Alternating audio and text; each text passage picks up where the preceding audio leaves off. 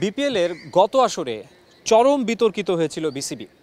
এবার গোছানো আয়োজনের প্রতিশ্রুতি দিয়েছিল নতুন বোর্ড, কিন্তু শুরুর আগেই হযবরল অবস্থা। মূলত ফ্র্যাঞ্চাইজিগুলো ব্যাংক গ্যারান্টির পুরো অর্থ পরিশোধ না করায় তৈরি হয়েছে এই জটিলতা। এমনকি নিলামের আগে দল সংখ্যা পরিবর্তনের গুঞ্জনও শোনা যাচ্ছে। বিপিএল ইস্যুতে মুখে কুলুপ এঁটেছেন বিসিবি কর্তারা, কিন্তু তারা যে আছেন বেকায়দায় সেটা বলে দেয়া যায়। 5 দল নিয়ে আসর আয়োজনের পরিকল্পনা ছিল, কিন্তু ব্যাংক গ্যারান্টি পরিশোধ নিয়ে ফ্র্যাঞ্চাইজিগুলোর গড়িমসিতে তা কঠিন হয়ে দাঁড়ায়। এমনকি চট্টগ্রাম রয়্যালসের ফ্র্যাঞ্চাইজি ট্রায়াঙ্গেল সার্ভিসকে বাদ দেওয়ার খবরও শোনা যাচ্ছিল।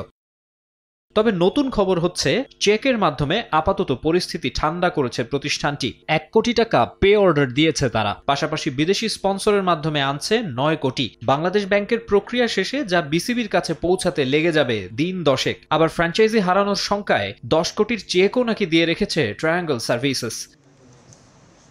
এদিকে ট্রায়াঙ্গেলকে বাদ দেওয়ার আলোচনার মাঝে বিকল্প খোঁজা শুরু করেছিল বিসিবি। শুরুতে জমা পড়া 11 আবেদন থেকে যাচাই বাছাই শেষে বাদ পড়া দেশ ট্রাভেলসকে নিয়ে তখন শুরু হয় নতুন আলোচনা। এখন শোনা যাচ্ছে, আগে রাজশাহী দলের ফ্র্যাঞ্চাইজি চাওয়া ওই প্রতিষ্ঠানকে নোয়াখালী এক্সপ্রেস নামে দলের মালিকানা দেয়া হতে পারে। সেক্ষেত্রে 5 নয়, বিপিএল এর 12তম আসরে দল হবে 6টি।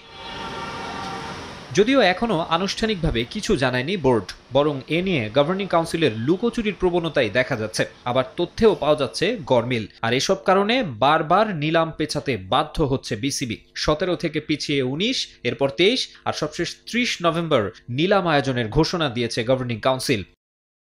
প্রশ্ন থেকে যাচ্ছে আরও একটা, 19 ডিসেম্বর থেকে 16 জানুয়ারি পর্যন্ত বিপিএল এর যে পরিকল্পনা ছিল তা ছিল 5 দল নিয়ে, কিন্তু 6 দল হলে বাড়বে ম্যাচ। 7 ফেব্রুয়ারি মাঠে গড়াবে টি-20 বিশ্বকাপ। বিপিএল এর ম্যাচ বাড়লে বিঘ্নিত হবে জাতীয় দলের ক্যাম্প। আবার জাতীয় নির্বাচনের ডামাডোলের মাঝে দেশের পরিস্থিতি কি হয় জানুয়ারির শেষ ভাগে, সেটাও হয়ে উঠবে মাথা ব্যথার বড় কারণ। মাকসুম আলম খান, সময় সংবাদ, ঢাকা।